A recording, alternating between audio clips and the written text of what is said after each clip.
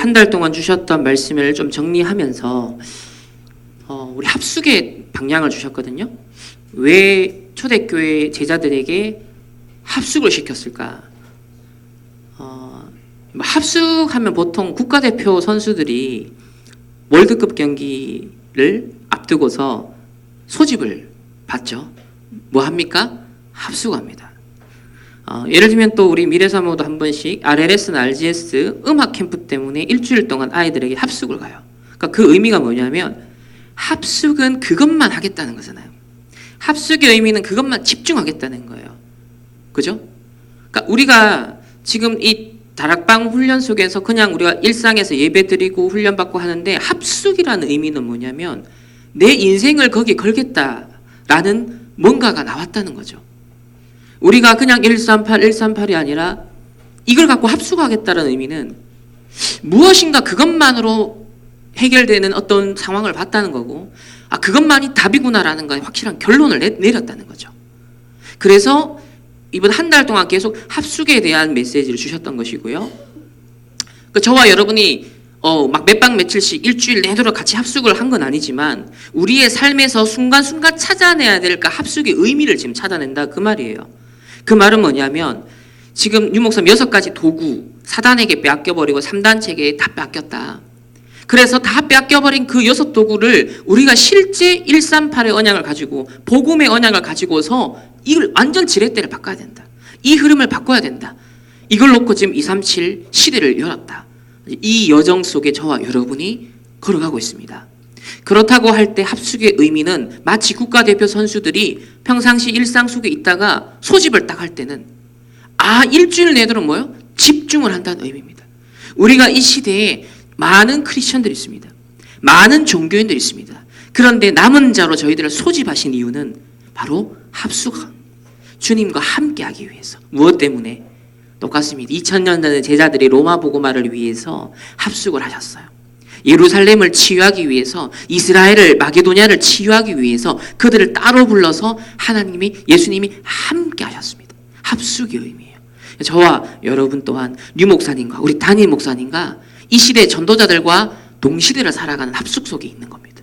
그리고 여러분의 혼자 있는 홀로 다락방 속에 주님과 임마누엘 하는 거 함께하는 시간, 그게 합숙의 시간이에요. 오늘 이 예배 시간조차도요, 우리가 오늘 이 한 시간이 하나님의 말씀과 하나님이 주시는 언약의 말씀과 함께하는 시간으로 누린다면 이게 뭐예요? 합숙의 시간입니다. 이거 일주일 6일을 살아가다가 주일날 소집을 하는 거예요. 하나님 뭐예요?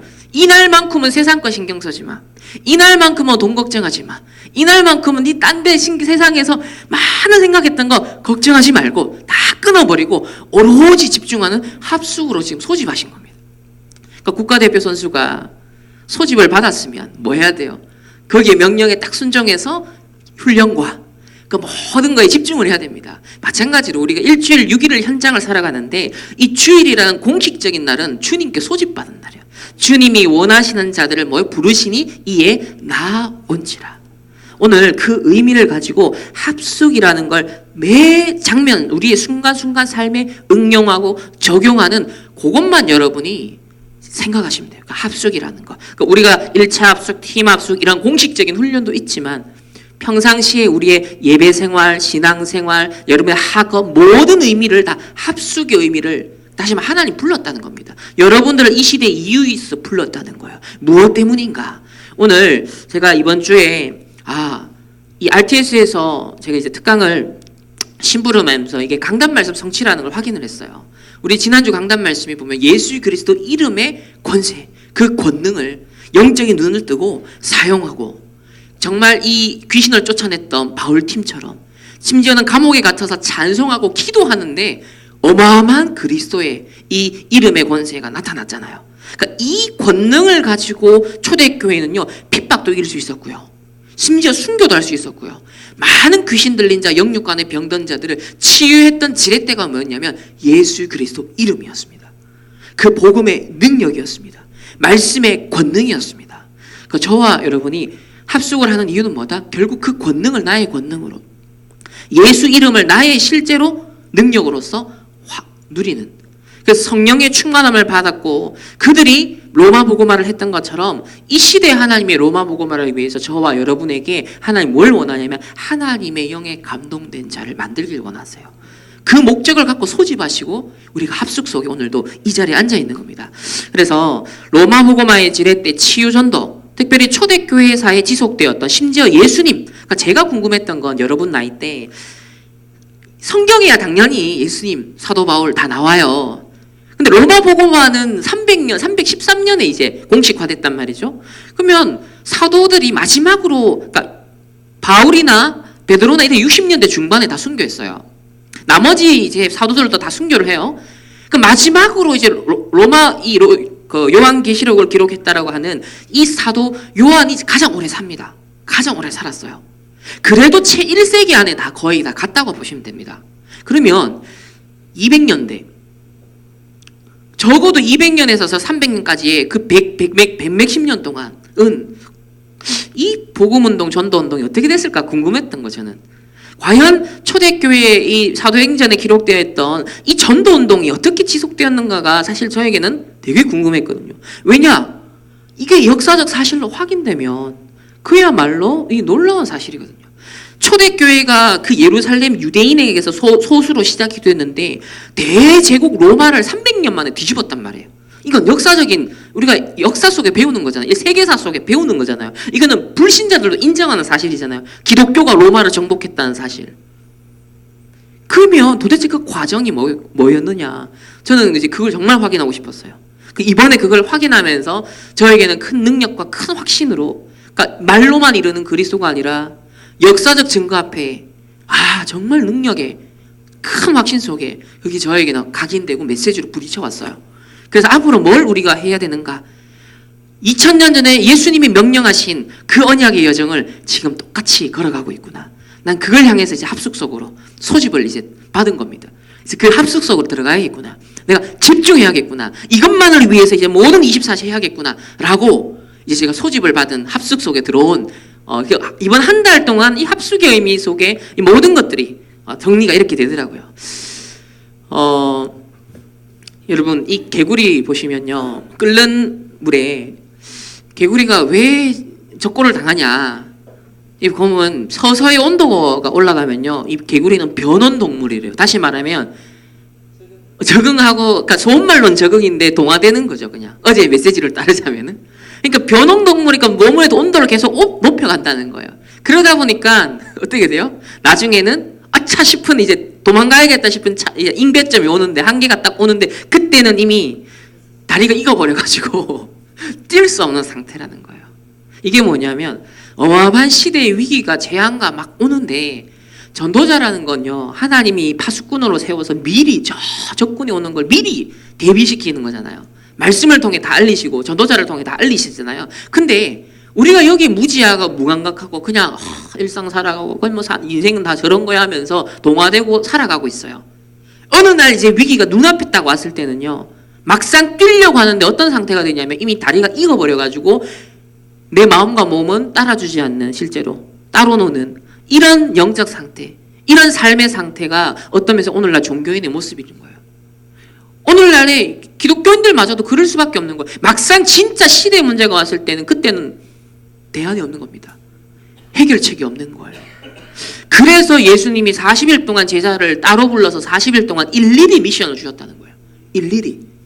왜? 예루살렘이 어떻게 멸망할 건지, 마게도냐가 어떻게 멸망할 건지, 로마가 어떻게 멸망할 건지 다 알리면서 미션을 줬다는 거예요. 그러니까 138에 절대로 집중해야 되는, 그 합숙 속으로 들어가야 되는 당연 필연 절대 이유가 완전 뭐요? 심겨졌다, 전달됐다는 거예요. 그 합숙이 40일 동안 불러서 감람산에서 합숙한 거예요. 그래서 제가 어제 이제 그 전주 지역의 청년들의 정체성에 대해서 얘기를 하면서 이 사진을 가지고 얘기를 했어요. 전도자를 통해 하나님이 알리십니다. 네피림의 지렛대를 갖고 지금 인재를 3단체가 다 장악했다. 이제는 3단체 12가지 문제를 가지고서 캠페인을 펼친다. 뭐 인권, 평등, 자유, 자율성, 자아실현, 너무 좋은 말인데 그런 캠페인을 통해서 막 사람들을 어디로 끌고 가요? 어마어마한 배에다가 실어가지고요 사단이 원하는 곳으로 가는 거예요. 지금 그 배에 전부 다 몸을 싣고 사람들이요. 생각과 마음과 자기 인생을 그 배에 실어서 마치 큰 베슬, 여기 그냥 실려서 가고 있는지도 모르는 거예요. 심지어 오늘날 교회도 그런 거예요. 그러다 보니까요, 트랜스미션, 완전 변질이 되는 거예요. 하나님의 형상대로 창조됐던 인간이 하나님을 떠나서 하나님의 형상이 파괴됐어요. 근데 이제는 어디까지 파괴되냐면 일반 은총을 누릴 수 있었던 그 하나님의 형상 잔재해 있는, 완전히 없어진 건 아니에요. 깨어진 것이지. 근데 깨어졌을 뿐만 아니라 이제는 남아있는 걸 긁어내고 있어요.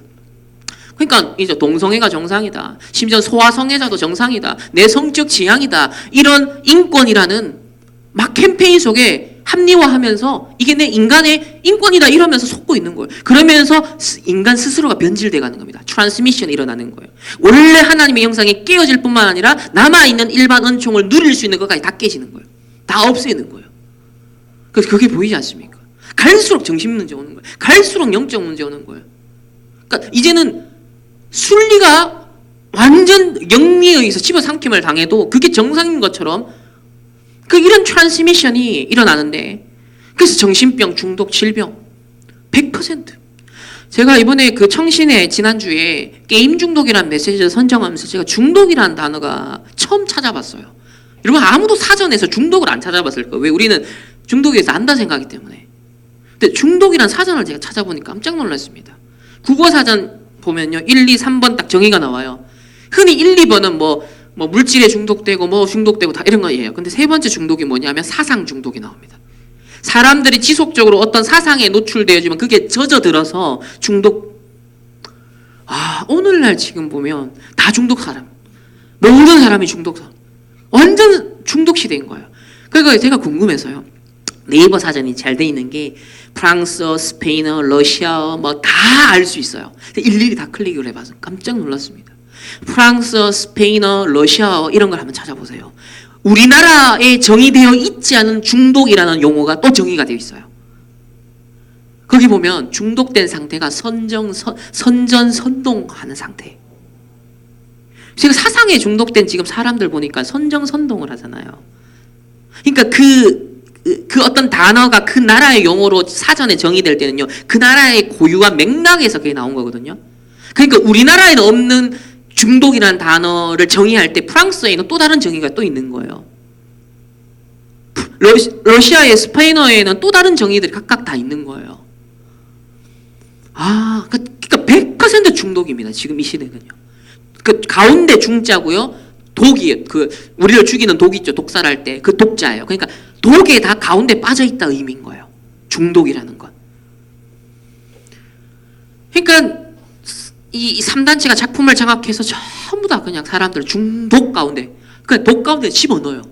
생각도 마음도 영혼도 육신도 다 병들게 만들어요. 하나님의 형상을 놓치도록, 하나님 주신 어마어마한 축복 다 놓치도록 그냥 사단에게 종로로 타는 쪽으로 그냥 작품을 갖고 이끌고 가고 있다니까요.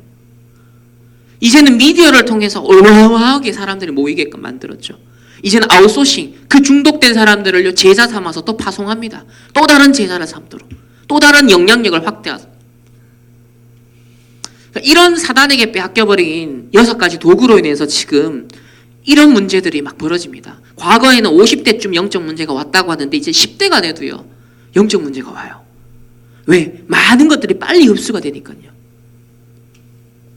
이 미국은 그냥 재앙지대입니다. 그러니까 엄마가 마약 중독자인데 마약을 계속 하는 거예요. 끊을 수가 없는 거예요. 그러니까 태어나면서부터 중독자 27,000명이 매년 미국에서 쏟아집니다. 작년 기준으로. 이게 누적된다 생각해보세요. 미국이라는 로마, 이 시대 로마 약 3만 명이 매년 마약 중독 상태에서 A가 태어나요. 다수는 죽겠죠. 또 이 속에서 이제 치료해가지고 어느 정도 완화가 되겠지만 그 처음부터 각인된 게 나중에 나온단 말이에요. 거기에 엘리트들, 3단체들은 막 규모, 스트레스 해소, 자신만의 어떤 구원의 길을 갖고요. 또 이렇게 막 옛날이나 지금이나 다른 힘을 얻고 있어요. 얼마 전에 BTS가 중동에 가서 그 중동이라는 나라가 이게 이런 문을 열지 않거든요. 그 처음으로 전 세계에 이제 문화의 문을 여는데 그 첫 번째로 BTS를 초청한 겁니다. 그만큼 상징성이 있다는 거예요. 여기 보면 이 공연이 어떤 의미인가? 인생 그 자체입니다. 학수고대하면서 참석하기 위해 기다렸어요. 저와 여러분이 예배에 대해서 인생 자체입니다. 오늘 여러분 그 고백 속에서 오신 줄 확신합니다. 인생 자체입니다. 이 공연이 일반 장소에서 만날 수 없기 때문에 방탄을 만나기 위해 항상 한국에 가기를 고대했었대요. 저는 이거 보면서 와, 예비된 제자들이 있구나. 너무너무 행복해요. 그러니까 BTS를 위해서도 전 세계에 예비된 제자들이 있는 거예요. 지금 어마어마한 이미 아웃소싱이 되어 있는 상태인 거죠. 그러니까 이미 사전 예비 캠프가 다 돼 있는 상태에서 공연은 뭐예요? 본 캠프로 들어가니까 그냥 팡 터지는 겁니다. 그러니까 6가지 도구를 BTS가 기가 막히게 지금 쓰고 있는 겁니다. 그러니까 아시다시피 불안장애와 공황장애가 있었는데 치유 사역까지 합니다. BTS 음악이 저를 치유했다는 거예요. 그 어마어마한 지금 역할, 지렛대 역할을 지금 합니다. 트랜스미션이 일어난다는 거예요. 근데 이게 복음을 통해 일어난 치유가 아니잖아요. 그 제가 오늘의 저로서 살아갈 수 있는 이유다. 그 만약에 이 이유 사라지면 어떻게 할 거예요, 이 사람? 이게 진짜 복음이면 영원한데 영원하지 않은 걸 갖고 이 사람 의존을 한 것이고 여기에 중독된 거거든요. 그게 말로 독 가운데 들어간 거예요. 어떻게 할게요, 그 다음 단계는? 근데 전 세계 2천만 명의 아미들, 열광 팬들은 수백만 명. 이제는 또 사람들의 세계관을요, 과거에 주목하지 않았던 악당들의 세계관을 이제 받아들이기 시작해요. 주목하지 않았던 디즈니의 악당들. 이러면서 악인은 처음부터 악하게 태어났을까? 즉 원죄의 부정사상입니다. 인간은 처음부터 원죄를 갖고 태어난다라는 죄인으로서 구원의 대상자로 인식하는 인간관을 부정하는 시대예요. 그러니까 악하게 된 것도 그 나름의 이유가 있어 라고 다 말을 하는 거예요. 근데 이걸 읽고 나면 아, 사람이 이렇게 될 수밖에 없지라는 자기 합리화에 빠집니다. 환경을 통해서, 문제를 통해 내가 사악해질 수밖에 없는, 다시 말하면 내가 죄인으로 태어난 원죄인이기 때문에요, 사단에게 속을 수밖에 없고 많은 것들이요 하나님 형상 깨질 수밖에 없는 상태가 는 원인은 원죄에 갖고 태어난 존재이기 때문에 그러는데 세상은 그걸 부정하는 거예요. 그 원죄가 부정되면 그리스도가 부정되는 겁니다. 사단이 노리는 한 수는 이거예요. 그래가지고 이제 이 세계관이 그대로 조커에 나타났던 거죠. 조커가. 그러니까 조커가 왜 사람을 죽이고 엄마를 죽이고 사회 때문이라는 거예요. 나를 불행하게 만든 사회 때문에, 나를 불행하게 만든 부모 때문에, 전부 다 원인 전가가 남 탓, 환경 탓이에요. 그리고 심지어 그것이 내가 살인을 일으키고 사람들을 총으로 쏴 죽이고 선동을 하는데 정당화하는 자기의 이유로 삼아요. 그 정말 저도 봤는데 계단을 내려오는 장면은 정말 카타르시스가 느껴지듯 엄청 뭔가 예술적으로 표현이 돼요. 해방감, 억눌렸던, 소외받았던 이 자아가 이제 조커의 자아로 폭발하면서 완전 해방의 세계를 그리는데요. 미묘한데 굉장히 매력있게 그려지더라고요. 굉장히 그 영적으로 민감한 사람이나 영적 문제가 있는 사람들한테는요, 야, 저거 매력있게 다가가겠다 싶더라고요. 그래서 관객들의 반응을 제가 다 조사해봤거든요. 그 중에 몇 개 뽑아보면, 자, 이 조커의 세계관을 그대로 살려서 이 DC만의 다크하고 현실적인 분위기로 앞으로 계속 영화를 만들면 좋겠다. 저는 공황장애가 있는데 보다가 나왔습니다. 공황장애나 우울증이 있는 사람들 되도록 보지 마세요. 영향이 직격탄으로 온다는 거죠, 이 사람들은. 그죠? 약한 사람들한테 그게 바로 확 뭔가 온다는 거예요. 그리고 어떤 사람은 날 너무 많이 울린 영화. 난 왜 그렇게 많이 울었을까? 어둡고 폭력이 난무하고 거침없이 살인이 표현되는 이 영화가 왜 역설적으로 마음속에 있는 슬픔을 끄집어내어서 울게 만들까? 그리고 똑같은 얘기예요. 좀 위로받고 싶어서 봤는데 내가 조커가 되는 체험을 했다. 이렇게 악당들, 빌런의 악함을 이해하는 영화는 처음이다. 한 명의 사람이 악해지는 과정과 그 이유가 너무 잘 연출되었다. 그 사이코패스가 이해되긴 처음이다. 각성되지 않은 사이코패스들이 자기 성향을 이해하는데 아마 크게 역할을 할 거다. 사회는 이 주인공을 쉼없이 몰아붙였고 그는 결국 조커를 꺼냈으며 누구나 마음속에 조커 한 장씩 있다. 자, 이런 관객들의 반응을 보게 되어집니다. 그러니까 이게 영화 한 편으로 지나가지 않아요. 많은 것들이 앞으로 이런 사람들의 상태를 만들고 아까 말한 것처럼 원죄로 가지고 태어난 죄인으로서 인간관을 부정하는 시대로 많은 영화가 쏟아지고 콘텐츠와 세상의 흐름이 만들어져요. 그러니까 이게 현실에는요, 이런 맞춤형으로 나타나요. 다시 말하면 대세가 된 B급 문화. B급 문화 아시죠? 그러니까 권위에 도전하는 B급 캐릭터들, 막 사이다 발언하고, 막 사장님 깨부수고, 막 자기 어떤 상사를 막 이렇게 욕하고, 자, 이런 시원함을 사람들이 이제 소위 말하면 예의 바른 캐릭터가 아니라 기존의 권위를 뛰어넘는 뭔가 도발적이고 전목적인 것을 막 말하고 주장을 하면은 시원함을 느낀다는 거예요, 사람들이. 그 사이다라고 하죠. 사이다 발언이라 그러잖아요. 그게 뭘 얘기하냐면 우리 인간에게 그게 다 잠재되어 있다는 거예요. 전부 다 콕콕 그런 부분들이 속 시원하게 하는 어떤 사이다 이게 들어나면 그게 다 죄성이거든요. 그 죄성이 반응을 하는 거예요. 그러다 보니까 현실에서는 B급 문화, 이게 이제 대세가 되는 겁니다. 그러니까 사실은 조커가 되고 싶지만 아직까지는 이제 억누르고 있는 거예요. 아직까지는 그게 억눌려 있는 거예요. 그러면서 표현되는 수준이 이제는 B급 정서로 표현되는 겁니다. 그러니까 이게 지금 과정을 보시면요, 정신병 시대가 대중화되는 지금 과정입니다. 이게 보편적으로 전부 다 지금 독에 빠져들은 과정이라니까요. 그래서 2000년 전에 그 로마도 똑같은 상태였어요. 2000년 전에 마게도냐가 똑같은 상태였다니까요. 100% 정신병자였습니다. 100% 우상 숭배자였습니다. 100% 사단에게 완전 운명에 사로잡혀서 눌려 있었던 사람들이에요. 종로로 다는 사람들이었다니까요. 그래서 류 목사님이 지렛대, 그리스도라는 지렛대를 사용해라. 초대교회가 이걸 썼다. 그 지렛대라는 말은요, 고대 그리스 수학자인 아르키메데스라는 사람이 이런 얘기를 했대요. 나에게 충분히 긴 지렛대와 이를 받칠 수 있는 튼튼한 지렛목만 준다면 나는 지구도 움직일 수 있을 것이다. 그러니까 원리를 터득한 거죠. 현실적으로는 이게 불가능한데 원리는 본 거예요. 아무리 무거운 것도 거기를 받칠 수 있는 그만큼 긴 지렛대가, 튼튼한 지렛대만 있다면 이걸 드러낼 수 있다는 거죠. 그러니까 그리스도는 뭐예요? 충분히 긴 지렛대예요. 충분히 튼튼한 지렛대요. 무한대의 지렛대요. 어마어마한 능력의 지렛대요. 이걸 사용하라는 겁니다. 2000년 전에 이 로마는요, 이미 지금 우리 스테디움 개념 몇만 명이 들어가는 그 스테디움, 우리나라 고대 그 2000년이면 무슨 시대입니까? 그때는 생각해 보세요. 근데 로마는요, 지금 우리가 스테디움이라고 알려지는 그 경기장에서 막 검투사들 경기를 하고 있고, 그러니까 지금 우리의 감각에도 너무 정상적인, 그냥 어떤 면에서 그냥 통하는 문화인 거잖아요. 스테디움이라는 문화가. 근데 그 2000년 전 로마가 그랬다는 거예요. 우리나라 2000년 전 어떤 나라인지 130년 전만 해도 얼마나 가난하고 정말 그랬던 나라잖아요. 근데 2000년 전에 이랬다는, 이런 문화 문명 앞에 이런 숫자가 모인 초대교회 성도들이 복음을 받은 거예요. 가난하고 노예들이고 연약한 사람들이 모여서 1238 언약을 들었어요. 그리고 그 그리스도 하나님 나라 성령 충만이 이 로마라는 나라를 살릴 지렛대라고 믿었다는 거죠. 그걸 실제 사용했다는 겁니다. 그래서 제가 확인하고 싶었던 게 정말 절대 불가능한 로마 복음화거든요. 모든 조건을 다 생각해봐도요, 절대 로마 복음화는요 불가능하다니까요. 근데 역사적으로 가능해졌어요. 실현이 돼버렸어요.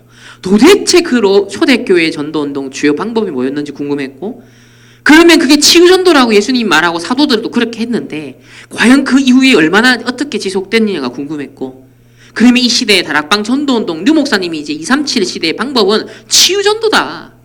이걸 정말 교회사적으로 뒷받침하고 그 의미가, 시사점이 뭔지 전 그게 이제 궁금했고 신학생들에게 전달을 했습니다. 그러니까 로마 시대의 영적 상태를 보세요.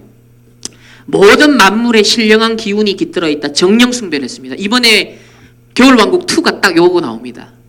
정령 숭배 사상을 기반으로 다 나와요. 이번에 베이스가 다 그거예요.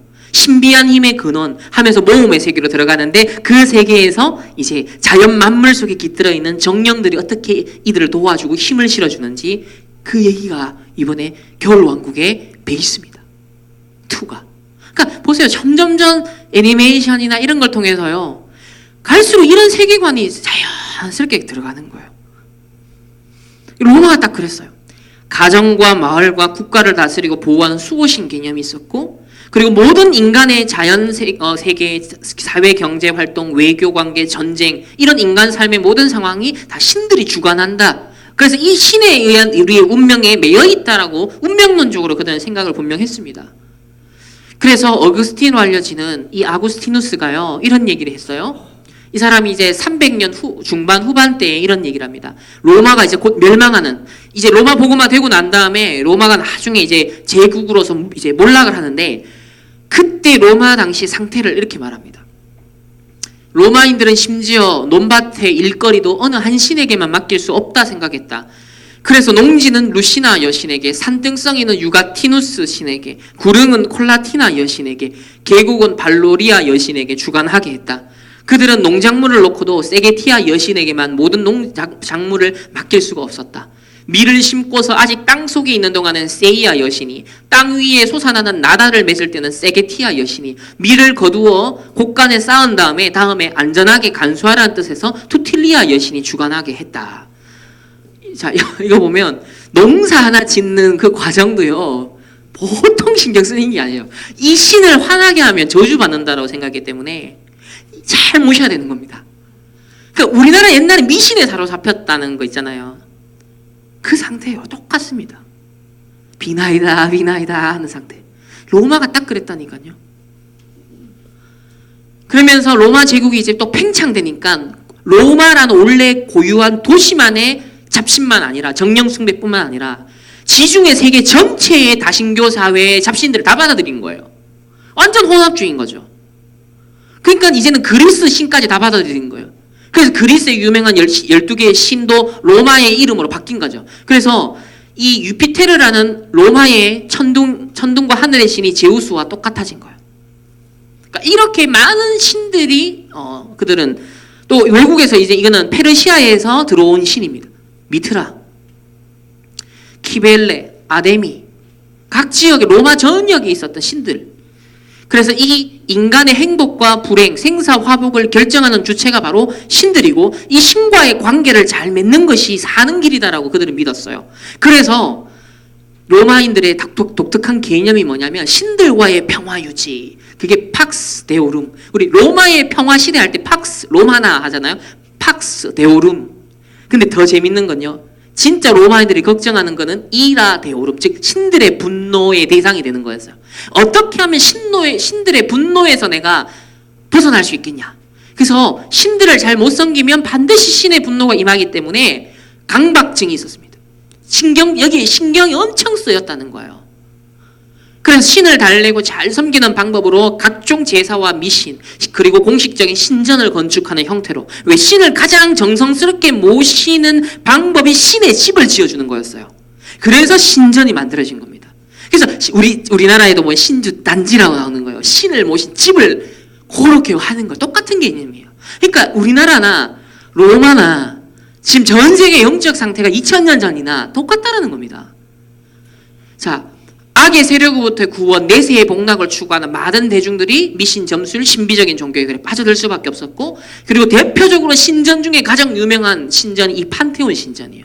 이게 2000년 전에 지어진 것이라 믿어지십니까? 지금 로마에 가면 그대로 보존되어 있거든요. 이게 2000년 전 건물이에요. 우리 2000년 전 건물을 어떻게 살았을까요? 근데 이게 2000년 전 신전이라니까요. 이 판테온 신전은 만신전이라고 알려지죠. 모든 종류의 신들을 다 모신 신이에요. 왜? 이제 이 사람들도 아무리 생각해도 이렇게 수만 가지 신들의 집을 다 지어줄 수는 없잖아요. 너무 힘들잖아요. 그래서 싸잡아가지고 도매급으로 모든 신을 모신 신전을 여기 모신 거예요. 그러니까 얼마나 힘들었겠습니까? 정신적으로, 경제적으로 많은 것들이 낭비가 될 수밖에 없어요. 그러니까 바울이 로마서 8장에 보면은 만물이 신음하고 있다고 했잖아요. 피조물들이 하나님의 아들들이 나타나기를 확수고대하며 기다리고 한다 했잖아. 그 의미인 거야 아까. 그러니까 자연 만물들이 신에게 이 저주와 분노의 대상이 되지 않기 위해서 인간들이 제사 지내고 미신, 신전 그 만드는데 온갖 종류의 것들이 다 동원되니까 자연 만물들 나 이거 하기 싫어 이런 거예요 지금. 하나님께 영광 돌리고 싶은데 이 지금 미신 숭배하는데 제사 드리는데 내가 쓰이고 있는 거예요 지금 자연 만물들이.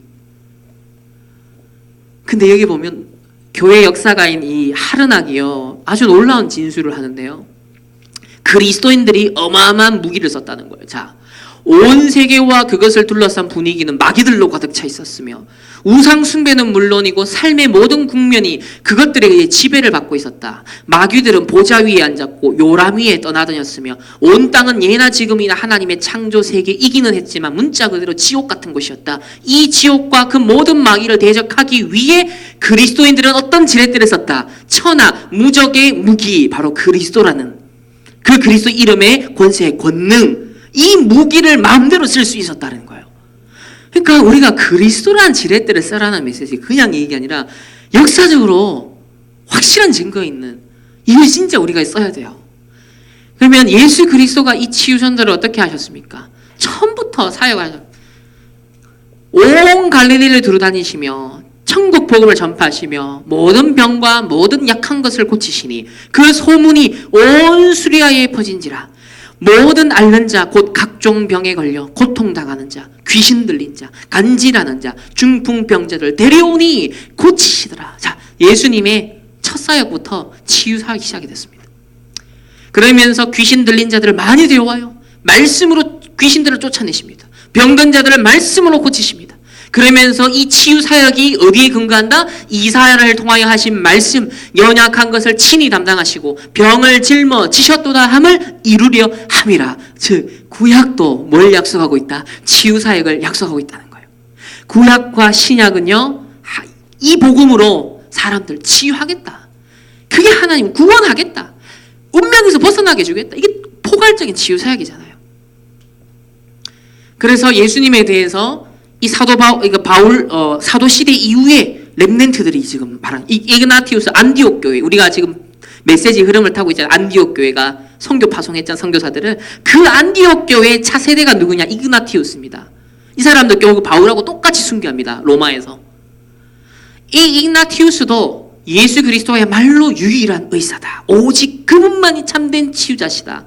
클레멘트라는 사람도 최고의 의사, 예수. 오리게네스도 선하신 의사, 유세비우스도 훌륭한 의사. 그래서 공통점이 뭐예요? 예수 그리스도, 이 복음이 치유다라는 거예요. 그리고 이 복음 전파의 가장 효과적인 방법이 바로 이 치유의 사역이었는데, 그리스도의 치유의 그 능력의 근원인 바로 하나님이라는 사실이 어디서 가장 찬란하게 드러났냐면 귀신을 쫓아내는 그 사역에서 드러났던 거예요. 어떤 면에서 그러니까 병을 치유하고 조금 낫게 하는 건 보통 일반 의료 행위로도 가능한 부분이잖아요. 근데 불치병이라든지 실제로 이렇게 사단, 귀신에게 사로잡혀서 완전 매여있는 이 운명을 해방시키는 역사는 로마의 마법으로, 주술로 해결이 못했다는 거죠. 그 점치는 마술사들, 이런 사람들이 해결이 못했다는 거예요. 그래서 귀신을 쫓아내는 이 치유 전도 현장이야말로 이 로마인들이 그걸 목격하면서요, 충격인 겁니다. 유대인들이 그걸 보면서 충격인 거예요. 도대체 저분이 누구냐? 자기의 이름으로 지금 명하는데 귀신이 떠나가는 거예요. 그래서 이러한 치유와 구원 사역은 현재라는 시간 속에 직접 인간의 눈으로 목격할 수 있었던 하나님 나라의 능력과 표적들이었다는 거죠. 그래서 이러한 능력과 표적은 예수가 전파한 그 천국 복음의 말씀의 신빙성을 뒷받침해 주면서 엄청나게 파급력 있게 극대화되었다는 거예요. 우리가 이 시대에 이 왜 치유 사역이 지렛대냐? 제가 BTS나 앞으로 지금 다 병드는 사람들이 정신이 병들고요, 사상에 중독되고요, 물질에 중독되고요, 상처에 중독되고요, 다 사람들이 병들어요. 다 무너져요. 기회라는 거예요. 그래서 그리스도만이 사람들이 살릴 수 있는 지렛대로서 작용할 수 있는 시간표가 오겠구나. 그 사도들도 똑같이 치유전도를 했어요. 예수님이 제자들에게 위임합니다. 12제자를 부르사 더러운 귀신을 쫓아내며 모든 병과 모든 약한 것을 고치는 권능을 줬다. 똑같이 시키는 거예요. 원하는 자를 부르시니 자기와 함께하고 전도도 하며 귀신을 내쫓는 권능도 가지게 하려 함이라. 똑같습니다. 저와 여러분의 이 권세, 이 권능을 하나님이 주신 줄 믿습니다. 그러면서 마지막으로도 예수님이 제자들에게 마지막으로도 위임한 게 온천하에 다니며 만민에게 복음을 전파하라. 이 복음 받은 구원 얻을 것이요, 내 이름으로 귀신을 쫓아내며 병든 자에게 손을 얹은 나으리라. 예수님이 처음과 마지막에 똑같이 제자들에게 위임한 게 치유 사역이었습니다. 베드로도요 보세요. 남녀의 큰 무리가 모이고 수많은 사람들이 모이는데 병든 사람과 더러운 귀신에게 괴로움을 받는 사람을 데리고 와서 나음을 얻으니라. 오늘날 사람들이 다 귀신의 괴롭힘을 당하고 있잖아요. 어떤 사람은 그게 인간의 문제고 돈의 문제이고 환경의 문제인 것 같지만 거기에 틈이 되어서 사로잡히다가 결국은 뭐예요? 하나님 떠난 상태 때문에 괴롭워하는 거예요. 하나님과 함께하는 행복이 없기 때문에 괴로워하는 거예요. 결국은 사단이 귀신에게 결국 시달림을 당하는 겁니다. 그러면 사마리아 성에도 뭐예요? 더러운 귀신들이 크게 소리 지르며 나가고 또 많은 중풍병자와 못 걷는 사람이 나으니 그 성에 큰 기쁨이더라. 평신도들에게도 이제는 이 사역의 역사가 일어났다는 거죠.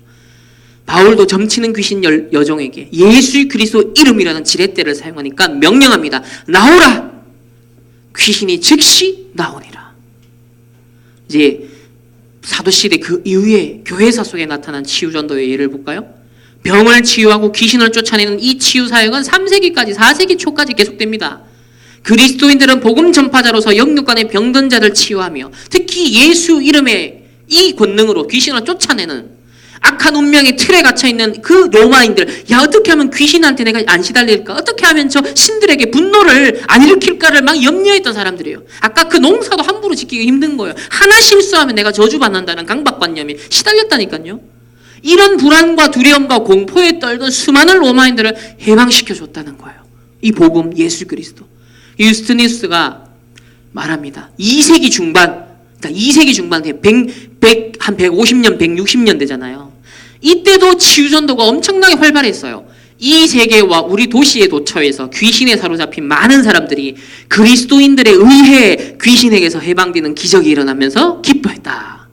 예수가 사람이 된 것은 성육신하신 것은 뭐다? 아버지 뜻을 따라서 믿는 사람들이 위하고 귀신을 파멸하 하나님의 아들이 나타나신 것보다 마귀의 일을 멸하기 위함이라. 그대로 성취가 됐습니다. 그러면 또 보면 예수 그리스도 이름으로 온 세계와 그대의 도시 곳곳에 셀 수 없이 많은 귀신들을 쫓아냈어. 다른 모든 귀신 쫓는 자들과 주문 및 약재 전문가들이 실패하는 경우에도 여기 보면 다른 모든 귀신 쫓는 자들, 주문 및 약재 전문가들도 있었다는 거예요. 그 당시에. 그러니까 그 당시에 이 문제를 해결하는 다른 전문인들이 있었다는 거예요. 그러니까 오늘날 복음 밖에서 뭐 심리, 복음 밖에서 뭐 다른 방법을 가지고서 문제 해결해 보려고 하는데 근본 문제 해결 못하는 상태 있잖아요.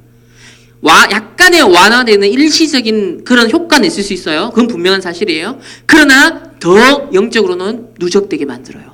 더 7배 강한 귀신에게 사로잡히게 만든다 그랬어요. 그게 문제입니다. 그러니까 상담이라든지 뭐 심리치유라든지 이게 효과가 없다는 얘기 아니라 일시적인 효과는 있어요. 그러나 나중 형편이 지금의 형편보다 7배다 막 못해지게 돼요. 더 죽는다는 거예요. 그래서 여기 보면 다른 모든 귀신을 쫓는 자들, 주문 및 약재 전문가들 그 당시에 다른 방법을 갖고서도 이런 전문가들이 활동을 했는데 이들이 못하는 절대 불가능한 영역이 있었다는 거예요. 근데 복음 가진 그리스도인들은 이걸 할 수 있었다는 거예요. 귀신을 무능하게 만들고 쫓아내면서 그러면서 보세요. 이제까지 치유해 왔고 지금도 치유하고 있는 중이에요. 야, 이건 놀라운 고백이지 않습니까? 이 치유 사역이요 지속이 되고 있다. 이레나이오스는요 그분의 이름으로 행하는 자들을 기적을 행사한다. 실제로 귀신을 쫓아내고 악한 영들로부터 깨끗하게 된 이들은 이제 그리스도를 믿고 교회에 합류했다. 이제 치유전도를 통해 실제 뭐요? 예수님 믿는 사람들이 있었다는 거죠. 병든 자들 위에 손을 얹고 그들을 치료하며 온전하게 회복되었다. 또 이레나이오스 보면 성령 안에서 예수 그리스도 이름으로 기도했다는 거예요. 교회는 천사의 주문이나 마법, 이게 이제 로마 시대 유행했던 방법이었어요. 세상 방법. 다른 악하고 신기한 마술을 이용해서 그런 일을 한 게 아니다. 오히려 순결하고 성실하고 정직한 영 안에서 우리 주 예수 그리스도의 이름을 부르며 만물을 만드신 주님께 직접 기도함으로 기적을 행하는 데 익숙해져 있었다는 거예요. 우리에게 주신 그리스도 이름의 권세, 구약에 그 활동하신 하나님의 이름을 다 집결한 그 예수 그리스도 이름의 권세, 우리 이걸 통하여서 직접 하나님을 향한 기도함으로 말미암아 동일한 치유의 역사가 저와 여러분 우리 교회를 통해 하나님이 앞으로 이루실 줄 확신합니다. 테르툴리아누스는 뭐라 그랬냐면 궁전 앞마당에 확실히 귀신에 사로잡힌 사람을 데려오시오. 그 류목사님 가잖아. 진짜 귀신 들린 무당 한번 찾아가 봐라. 그러면서 어떤 그리스도인이든 그에게 명령을 내리면 다른 곳에서는 자기가 스스로가 신이라 거짓말했던 그 영이 여기서는 자기가 귀신이라는 사실을 실토할 것이요. 우리의 명령에 따라 그 영들은 괴로워하면서 마지못해 자기들이 들어갔던 그 몸을 떠나갈 것이요. 그대의 눈앞에서 그들은 공개적으로 수치를 당하게 될 것이요. 그러니까 진짜 그리스도인 앞에서는 이 거짓말하는 이 신들이라고 거짓말하는 자들이 전부 다 귀신의 역사라는 걸 실토하게 된다. 빛 앞에 드러난다는 거죠. 그러면서 우리는 귀신을 거부하는 것 이상의 일을 하오. 그들을 압도하오. 날마다 그들을 세상의 웃음거리가 되게 하고 그들의 피해자들로부터 그들을 쫓아낸다오. 많은 사람에게 잘 알려진 사실이요. 앞으로 BTS 아미들을 치유하는 역사가 일어날 줄 확신합니다. 저는 그래 예상을 해요. 237 나라에 흩어져 있는 전 세계 수천만 명의 아미들이 어마어마한 치유의 지렛대로 역작용할 것이다. 그러면서 이제 엘리트까지 점령합니다. 보세요. 평민들을 말할 것도 없거니와 얼마나 많은 높으신 분들이 귀신으로부터 구원을 받았고 질병으로부터 치유를 받았습니까?